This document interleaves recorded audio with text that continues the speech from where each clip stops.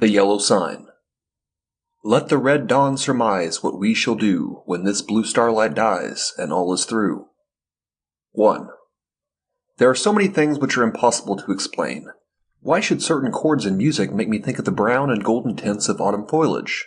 Why should the Mass of St. Cecily bend my thoughts wandering among caverns whose walls blaze with ragged masses of virgin silver?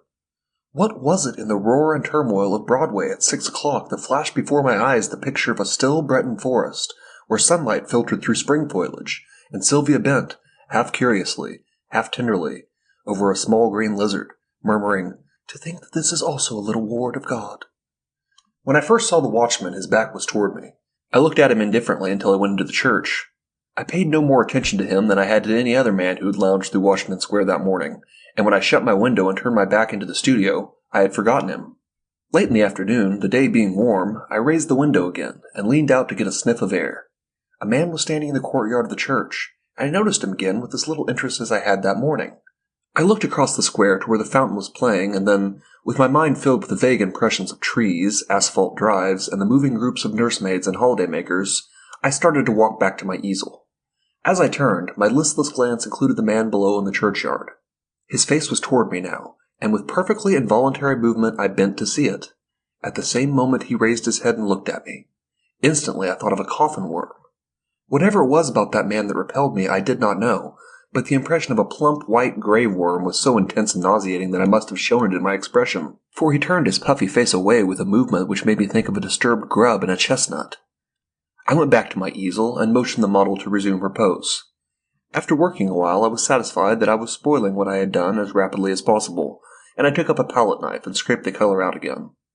The flesh tones were sallow and unhealthy, and I did not understand how I could have painted such a sickly color into a study which had before glowed with healthy tones. I looked at Tessie. She had not changed, and the clear flush of health dyed her neck and cheeks as I frowned. "Is it something I've done?" she said. "No. I've made a mess of this arm, and for the life of me I can't see how I came to paint such mud into that canvas," I replied. "Don't I pose well?" she insisted. "Of course, perfectly." "Then it's not my fault?" "No, it's my own." "I am very sorry," she said. I told her she could rest while I applied rag and turpentine to the plague spot on my canvas, and she went off to smoke a cigarette and look over the illustrations in the Courrier Français. I did not know whether it was something in the turpentine or a defect in the canvas, but the more I scrubbed, the more that gangrene seemed to spread. I worked like a beaver to get it out, and yet the disease appeared to creep from limb to limb of the study before me. Alarmed, I strove to arrest it, but now the color on the breast changed, and the whole figure seemed to absorb the infection as a sponge soaks up water. Vigorously I applied palette knife, turpentine, and scraper, thinking all the time what a séance I should hold with Duval, who had sold me the canvas. But soon I noticed that it was not the canvas which was defective, nor yet the colors of Edward. "It must be the turpentine," I thought, angrily, "or else my eyes have become so blurred and confused by the afternoon light that I can't see straight." I called Tessie, the model. She came and leaned over my chair, blowing rings of smoke into the air. "What have you been doing to it?" she exclaimed. "Nothing," I growled. "It must be this turpentine." "What a horrible color it is now," she continued. "Do you think my flesh resembles green cheese?" "No, I don't," I said angrily. "Did you ever know me to paint like that before?" "No, indeed." "Well, then—" "It must be the turpentine or something," she admitted. She slipped on a Japanese robe and walked to the window. I scraped and rubbed until I was tired, and finally picked up my brushes and hurled them through the canvas with a forcible expression, the tone alone of which reached Tessie's ears. Nevertheless, she promptly began, "That's it. Swear and act silly and ruin your brushes. You've been 3 weeks on that study, and now look. What's the good of ripping the canvas? What creatures artists are!" I felt about as much ashamed as I usually did after such an outbreak, and I turned the ruined canvas to the wall. Tessie helped me clean my brushes, and then danced away to dress. From the screen she regaled me with bits of advice concerning whole or partial loss of temper, until, thinking, perhaps, I had been tormented sufficiently, she came out to implore me to button her waist where she could not reach it on the shoulder. "Everything went wrong from the time you came back from the window and talked about that horrid-looking man you saw in the churchyard," she announced. "Yes, he probably bewitched the picture," I said, yawning. I looked at my watch. "It's after 6, I know," said Tessie, adjusting her hat before the mirror. Yes, I replied. I didn't mean to keep you so long. I leaned out the window, but recoiled with disgust, for the young man with the pasty face stood below in the churchyard. Tessie saw my gesture of disapproval and leaned from the window. Is that the man you don't like? She whispered. I nodded. I can't see his face, but he does look fat and soft, some way or other. She continued, turning to look at me. He reminds me of a dream, an awful dream I once had. Or, she mused, looking down at her shapely shoes. Was it a dream after all? How should I know? I smiled. Tessie smiled in reply.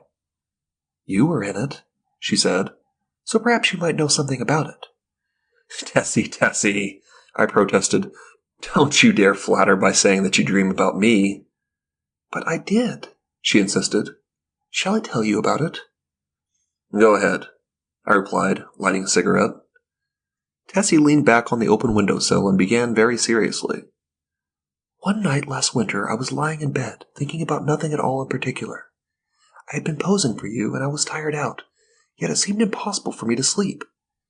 I heard the bells in the city ring 10, 11, and midnight. I must have fallen asleep about midnight, because I don't remember hearing the bells after that. It seemed to me that I had scarcely closed my eyes when I dreamed that something impelled me to go to the window. I rose, and raising the sash leaned out. 25th Street was deserted as far as I could see. I began to be afraid.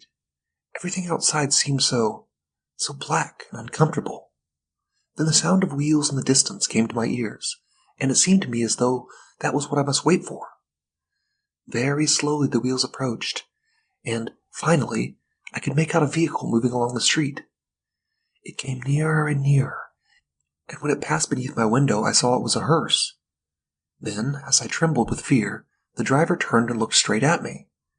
When I awoke I was standing by the open window, shivering with cold, but the black-plumed hearse and the driver were gone. I dreamed this dream again in March last, and again woke beside the open window. Last night the dream came again.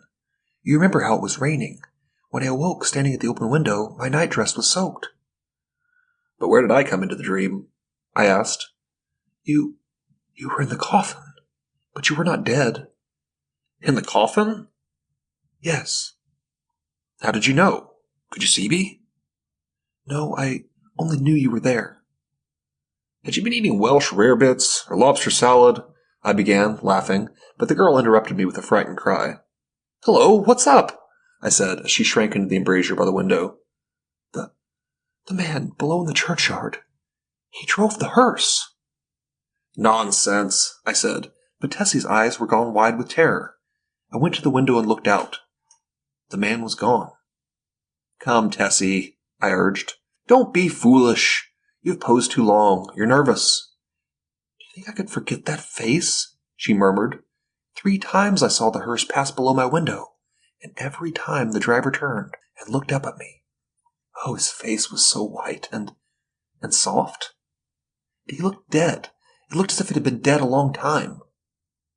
I induced the girl to sit down and swallow a glass of marsala. Then I sat down beside her and tried to give her some advice. Look here, Tessie, I said.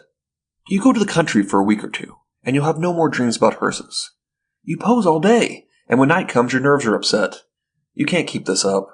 Then again, instead of going to bed when your day's work is done, you run off to picnics at Solzer's Park, or you go to the El Dorado or Coney Island, and when you come down here next morning you're fagged out. There was no real hearse. That was a soft-shell crab dream.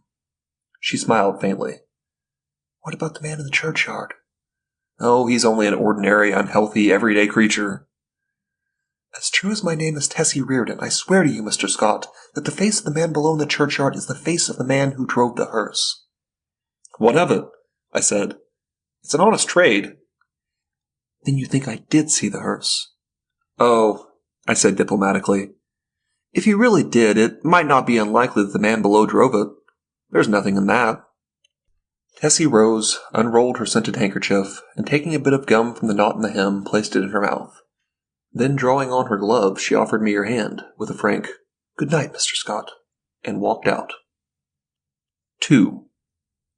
The next morning, Thomas, the bellboy, brought me the Herald and a bit of news. The church next door had been sold. I thanked heaven for it. Not that being a Catholic I had had any repugnance for the congregation next door, but because my nerves were shattered by a blatant exhorter, whose every word echoed through the aisle of the church as if it had been my own rooms, and who insisted on his R's with a nasal persistence which revolted my every instinct. Then, too, there was a fiend in human shape, an organist, who reeled off some of the grand old hymns with an interpretation of his own, and I longed for the blood of a creature who could play the doxology with an amendment of minor chords which one hears only in a quartet of very young undergraduates. I believe the minister was a good man, but when he bellowed, "And the Lord said unto Moses, The Lord is a man of war, the Lord is his name. My wrath shall wax hot, and I will kill you with the sword," I wondered how many centuries of purgatory it would take to atone for such a sin. "Who bought the property?" I asked Thomas. "Nobody that I knows, sir.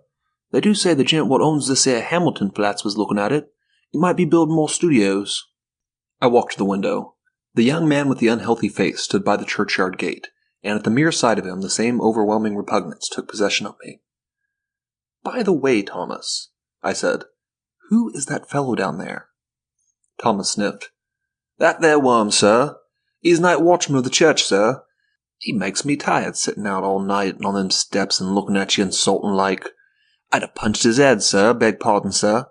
"Go on, Thomas." "One night, a-comin' home with Eerie, the other English boy, I sees him sitting there on them steps. We had Molly and Jin with us, sir, the two girls at the tray service, and he looked so insulting at us that I up and says, 'What you looking at, you fat slug?' Beg pardon, sir, but that's how I says it, sir. Then he don't say nothing, and I says, 'Come out and I'll punch that puddin' head.' Then I opens the gate and I goes in, but he don't say nothing, only looks insulting like. Then I hits him one, but ugh, his head was that cold and mushy it'd sicken you to touch him." "What did he do then?" I asked curiously. "Him? Nothing." "And you, Thomas?" The young fellow flushed up with embarrassment and smiled uneasily. "Mr. Scott, sir, I ain't no coward, and I can't make it out at all why I run. I was in the 5th Lancers, sir, bugler at Tel Kabir, and was shot by the Wells." "You don't mean to say you ran away?" "Yes, sir, I run." "Why?" "That's just what I want to know, sir. I grabbed Molly and run, and the rest of us was frightened as I." "But what were they frightened at?" Thomas refused to answer for a while, but now my curiosity was roused about the repulsive young man below, and I pressed him. 3 years' sojourn in America had not only modified Thomas's Cockney dialect, but had given him the American's fear of ridicule. "You won't believe me, Mr. Scott, sir." "Yes, I will." "You will laugh at me, sir." "Nonsense." He hesitated. "Well, sir, it's God's truth that when I hit him, he grabbed me wrist, sir, and when I twisted his soft, mushy fist, one of his fingers come off in me hand." The utter loathing and horror of Thomas's face must have been reflected in my own, for he added, "It's awful, and now when I see him, I just go away. It makes me ill." When Thomas had gone, I went to the window. The man stood beside the church railing with both hands on the gate, but I hastily retreated to my easel again, sickened and horrified, for I saw that the middle finger of his right hand was missing. At 9 o'clock, Tessie appeared, and vanished behind the screen with a merry, "Good morning, Mr. Scott." When she had reappeared and taken her pose upon the model stand, I started a new canvas, much to her delight. She remained silent as long as I was on the drawing, but as soon as the scrape of the charcoal ceased and I took up my fixative, she began to chatter. "Oh, I had such a lovely time last night. We went to Tony Pastor's." "Who are we?" I demanded. "Oh, Maggie, you know, Mr. White's model, and Pinky McCormick. We call her Pinky because she's got that beautiful red hair you artists like so much. And Lizzie Burke." I sent a shower of spray from the fixative over the canvas and said, "Well, go on." "We saw Kelly and Baby Barnes, the skirt dancer, and all the rest. I made a mash." "Then you have gone back on me, Tessie." She laughed and shook her head. "He's Lizzie Burke's brother, Ed. He's a perfect gentleman." I felt constrained to give her some parental advice concerning mashing, which she took with a bright smile. "Oh, I can take care of a strange mash," she said, examining her chewing gum. "But Ed is different. Lizzie is my best friend." Then she related how Ed had come back from the stalking mill in Lowell, Massachusetts, to find her and Lizzie grown up, and what an accomplished young man he was, and how he thought of nothing of squandering $50 for ice cream and oysters to celebrate his entry as clerk into the woolen department at Macy's. Before she finished, I began to paint, and she resumed the pose, smiling and chattering like a sparrow. By noon, I had the study fairly well rubbed in, and Tessie came to look at it. "That's better," she said. I thought so too, and ate my lunch with a satisfied feeling that all was going well. Tessie spread her lunch on a drawing table opposite me, and we drank our claret from the same bottle, and lighted our cigarettes from the same match. I was very much attached to Tessie.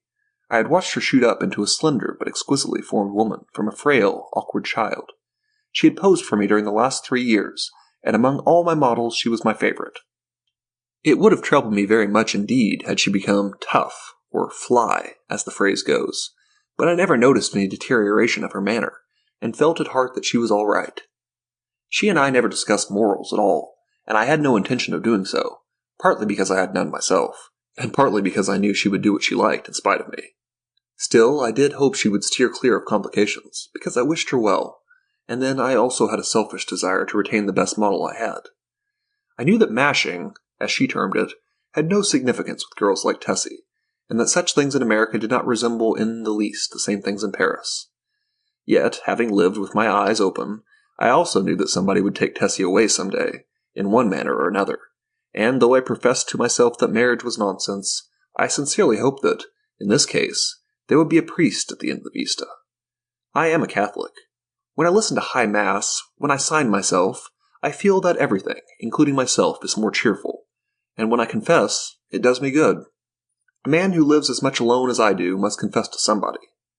Then again, Sylvia was Catholic, and it was a reason enough for me. But I was speaking of Tessie, which is very different. Tessie also was Catholic, and much more devout than I, so, taking it all in, I had little fear for my pretty model until she should fall in love. But then I knew that fate alone would decide her future for her, and I prayed inwardly that fate would keep her away from men like me, and throw in her path nothing but Ed Burkes and Jimmy McCormicks, bless her sweet face. Tessie sat blowing rings of smoke up to the ceiling and tinkling the ice in her tumbler. "Do you know that I also had a dream last night?" I observed. "Not about that man," she laughed. "Exactly. A dream similar to yours, only much worse." It was foolish and thoughtless of me to say this, but you know how little tact the average painter has. "I must have fallen asleep about 10 o'clock, I continued, "and after a while I dreamt that I awoke. So plainly did I hear the midnight bells, the wind in the tree branches, and the whistle of steamers from the bay, that even now I can scarcely believe I was not awake. I seemed to be lying in a box which had a glass cover. Dimly I saw the street lamps as I passed, for I must tell you, Tessie, the box in which I reclined appeared to lie in a cushioned wagon, which jolted me over stony pavement. After a while I became impatient, and tried to move, but the box was too narrow. My hands were crossed on my breast, so that I could not raise them to help myself. I listened, and then tried to call. My voice was gone. I could hear the trample of the horses attached to the wagon, and even the breathing of the driver. Then another sound broke upon my ears like the raising of a window sash. I managed to turn my head a little, and I found that I could look, not only through the glass cover of my box, but also through the glass panes in the side of the covered vehicle. I saw houses, empty and silent, with neither light nor life about any of them excepting one. In that house a window was open on the first floor, and a figure all in white stood looking into the street. It was you. Tessie had turned her face away from me, and leaned on the table with her elbow. "I could see your face," I resumed, "and it seemed to me to be very sorrowful. Then we passed on, and turned into a narrow black lane. Presently the horses stopped. I waited and waited, closing my eyes with fear and impatience, but all was silent as the grave. After what seemed to me hours, I began to feel uncomfortable, a sense that something was close to me that made me unclose my eyes. And I saw the white face of that hearse driver looking at me through the coffin lid." A sob from Tessie interrupted me. She was trembling like a leaf. I saw I had made an ass of myself, and attempted to repair the damage. "Why, Tess," I said, "I only told you this to show you what influence your story might have on another person's dreams. You don't suppose I really lay in a coffin, do you? What are you trembling for? Don't you see that your dream and my unreasonable dislike for that inoffensive watchman of the church simply set my brain working as soon as I fell asleep?" She laid her head between my arms, and sobbed as if her heart would break. What a precious triple donkey I'd made of myself. But I was about to break my record. I went over and put my arm around her. "Tessie, dear, forgive me," I said. "I had no business to frighten you with such nonsense.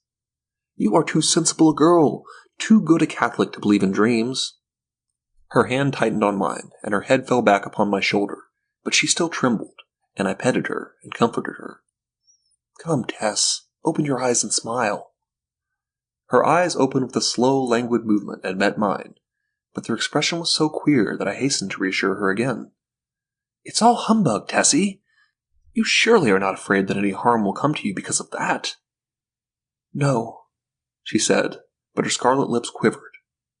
"Then what's the matter? Are you afraid?" "Yes. Not for myself." "For me, then?" I demanded, gaily. "For you," she murmured in a voice almost inaudible. I care for you." At first I started to laugh, but when I understood her, a shock passed through me, and I sat like one turned to stone. This was the crowning bit of idiocy I had committed. During the moment which elapsed between her reply and my answer, I thought of 1,000 responses to that innocent confession. I could pass it by with a laugh. I could misunderstand her and assure her as to my health. I could simply point out that it was impossible she could love me. But my reply was quicker than my thoughts, and I might think and think now when it was too late, for I had kissed her on the mouth. That evening I took my usual walk in Washington Park, pondering over the occurrences of the day. I was thoroughly committed. There was no back out now, and I stared the future straight in the face. I was not good, not even scrupulous, but I had no idea of deceiving either myself or Tessie. The one passion of my life lay buried in the sunlit forests of Brittany. Was it buried forever? Hope cried, "No!" For 3 years I had been listening to the voice of hope, and for 3 years I had waited for a footstep on my threshold. Had Sylvia forgotten? "No!" cried hope. I said that I was no good. That is true, but still I was not exactly a comic opera villain. I had led an easy-going, reckless life, taking what invited me of pleasure, deploring and sometimes bitterly regretting consequences. In one thing alone, except my painting, was I serious, and that was something which lay hidden, if not lost, in the Breton forests. It was too late for me to regret what had occurred during the day. Whatever it had been, pity, a sudden tenderness for sorrow, or the more brutal instinct of gratified vanity, it was all the same now, and unless I wished to bruise an innocent heart, my path lay marked before me. The fire and strength, the depth of passion of a love which I had never even suspected, with all my imagined experience in the world, left me no alternative but to respond or send her away. Whether because I am so cowardly about giving pain to others, or whether it was that I have little of the gloomy Puritan of me, I do not know, but I shrank from disclaiming responsibility for that thoughtless kiss, and in fact had no time to do so before the gates of her heart opened and the flood poured forth. Others who habitually do their duty and find a sullen satisfaction in making themselves and everybody else unhappy might have withstood it. I did not. I dared not. After the storm had abated, I did tell her that she might have better loved Ed Burke and worn a plain gold ring, but she would not hear of it. And I thought perhaps as long as she had decided to love somebody she could not marry, it had better be me. I, at least, could treat her with an intelligent affection, and whenever she became tired of her infatuation, she could go on, none the worse for it. For I was decided on that point, although I knew how hard it would be. I remembered the usual termination of platonic liaisons, and I thought how disgusted I had been whenever I heard of one. I knew I was undertaking a great deal for so unscrupulous a man as I was, and I dreamed the future, but never for one moment did I doubt that she was safe with me. Had it been anybody but Tessie, I should not have bothered my head about scruples, for it did not occur to me to sacrifice Tessie as I would have sacrificed a woman of the world. I looked the future squarely in the face, and saw the several probable endings to the affair. She would either tire of the whole thing, or become so unhappy that I should have either to marry her or go away. If I married her, we would be unhappy, I with a wife unsuited to me, and she with a husband unsuitable for any woman. For my past life could scarcely entitle me to marry. If I went away, she might either fall ill, recover, and marry some Eddie Burke, or she might recklessly or deliberately go and do something foolish. On the other hand, if she tired of me, then her whole life would be before her with beautiful vistas of Eddie Burkes, and marriage rings, and twins, and Harlem flats, and heaven knows what. As I strolled along through the trees by the Washington Arch, I decided that she should find a substantial friend in me, anyway, and the future could take care of itself. Then I went into the house and put on my evening dress, for the little faintly perfumed note on my dresser said, "Have a cab at the stage door at 11, and the note was signed, Edith Carmichael, Metropolitan Theater. I took supper that night, or rather we took supper, Miss Carmichael and I, at Solari's, and the dawn was just beginning to gild the cross on the Memorial Church as I entered Washington Square after leaving Edith at the Brunswick. There was not a soul in the park as I passed through the trees and took the walk which leads from the Garibaldi statue to the Hamilton apartment house, but as I passed the churchyard I saw a figure sitting on the stone steps. In spite of myself, a chill crept over me at the sight of the white puffy face, and I hastened to pass. Then he said something which might have been addressed to me, or might merely have been a mutter to himself, but a sudden furious anger flamed up within me that such a creature should address me. For an instant I felt like wheeling about and smashing my stick over his head, but I walked on, and, entering the Hamilton, went to my apartment. For some time I tossed about the bed, trying to get the sound of his voice out of my ears, but could not. It filled my head, that muttering sound, like thick, oily smoke from a fat-rendering vat, or an odor of noisome decay. And as I lay and tossed about, the voice in my ears seemed more distinct, and I began to understand the words he had muttered. They came to me slowly, as if I had forgotten them, and at last I could make some sense out of the sounds. It was this: "Have you found the yellow sign? Have you found the yellow sign? Have you found the yellow sign?" I was furious. What did he mean by that? Then, with a curse upon him and his, I rolled over and went to sleep. But when I awoke later I looked pale and haggard, for I had dreamed the dream of the night before, and it troubled me more than I cared to think. I dressed and went down into my studio. Tessie sat by the window, but as I came in she rose and put both arms around my neck for an innocent kiss. She looked so sweet and dainty that I kissed her again and then sat down before the easel. "Hello, where's the study I began yesterday?" I asked. Tessie looked conscious, but did not answer. I began to hunt among the piles of canvases, saying, "Hurry up, Tess, and get ready. We must take advantage of the morning light." When at last I gave up the search among the other canvases and turned to look around the room for the missing study, I noticed Tessie standing by the screen with her clothes still on. "What's the matter?" I asked. "Don't you feel well?" "Yes." "Then hurry." "Do you want me to pose as I have always posed?" Then I understood. Here was a new complication. I had lost, of course, the best nude model I'd ever seen. I looked at Tessie. Her face was scarlet. Alas, alas. We had eaten the tree of knowledge, and Eden and native innocence were dreams of the past. I mean for her. I suppose she noticed the disappointment on my face, for she said, "I will pose if you wish. The study is behind the screen, here where I put it." "No," I said. "We will begin something new." And I went into my wardrobe and picked out a Moorish costume, which fairly blazed with tinsel. It was a genuine costume, and Tessie retired to the screen with it enchanted. When she came forth again, I was astonished. Her long black hair was bound above her forehead with a circlet of turquoises, and the ends curled about her glittering girdle. Her feet were encased in the embroidered pointed slippers, and the skirt of her costume, curiously wrought with arabesques and silver, fell to her ankles. The deep metallic blue vest embroidered with silver, and the short Mauresque jacket spangled and sewn with turquoises became her wonderfully. She came up to me and held up her face smiling. I slipped my hand into my pocket, and drawing out a gold chain with a cross attached, dropped it over her head. "It's yours, Tessie." "Mine?" she faltered. "Yours. Now go and pose." Then, with a radiant smile, she ran behind the screen and presently reappeared with a little box on which was written my name. "I had intended to give it to you when I went home tonight," she said, "but I can't wait now." I opened the box. On the pink cotton inside lay a clasp of black onyx, on which was inlaid a curious symbol or letter in gold. It was neither Arabic nor Chinese, nor, as I found afterwards, did it belong to any human script. "It's all I had to give you for a keepsake," she said timidly. I was annoyed, but I told her how much I should prize it, and promised to wear it always. She fastened it on my coat beneath the lapel. "How foolish, Tess, to go and buy me such a beautiful thing as this," I said. "I did not buy it," she laughed. "Where did you get it?"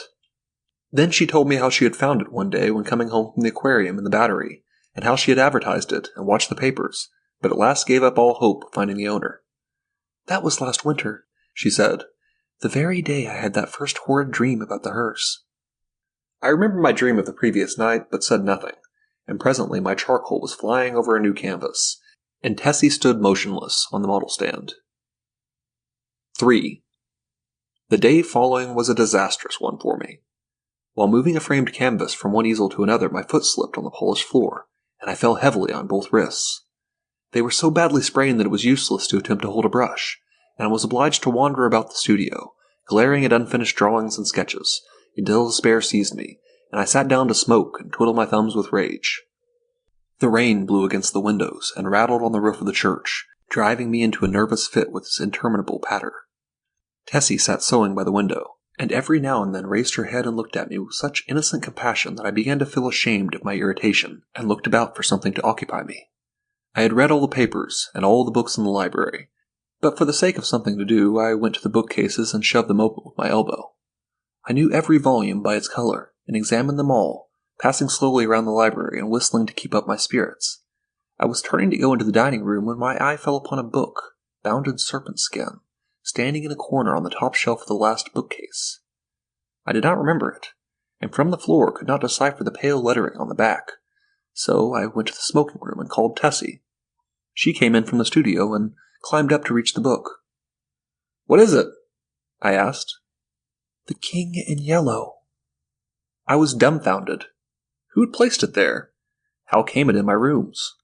I had long ago decided that I should never open that book, and nothing on earth should have persuaded me to buy it.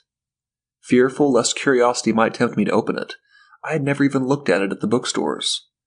If I ever had any curiosity to read it, the awful tragedy of young Castaigne, whom I knew, prevented me from exploring its wicked pages.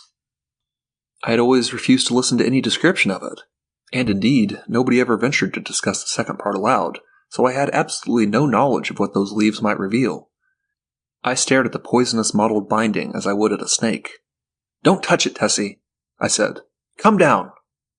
Of course my admonition was enough to arouse her curiosity, and before I could prevent it she took the book, and laughing, danced into the studio with it. I called to her, but she slipped away with a tormenting smile at my helpless hands, and I followed her with some impatience.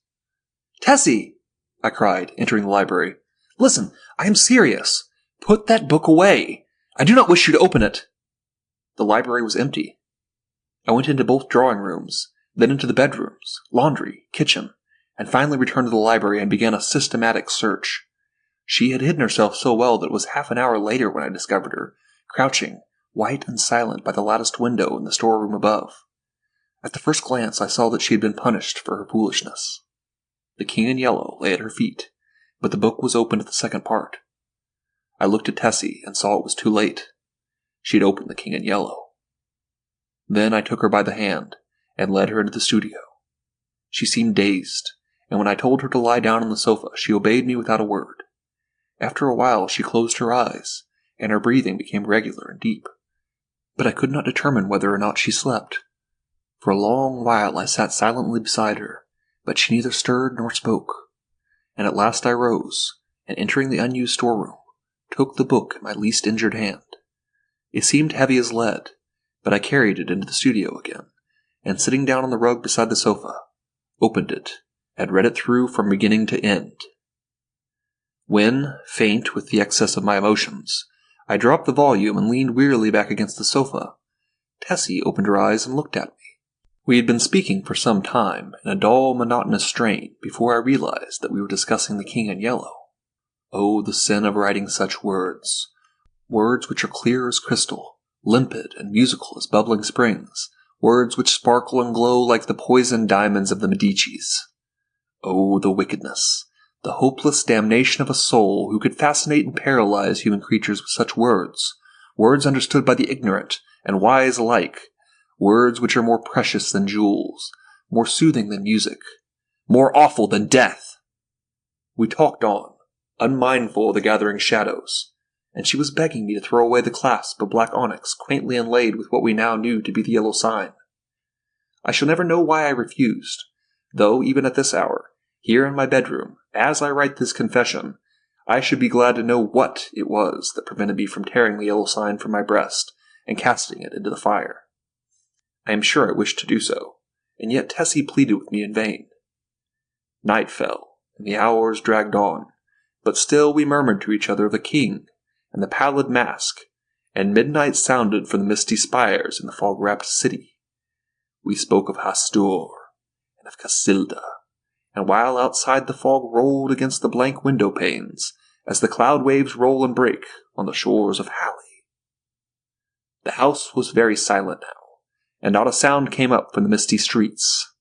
Tessie lay among the cushions, her face a grey blot in the gloom, but her hands were clasped in mine, and I knew that she knew and read my thoughts as I read hers, for we had understood the mystery of the Hyades, and the phantom of truth was laid.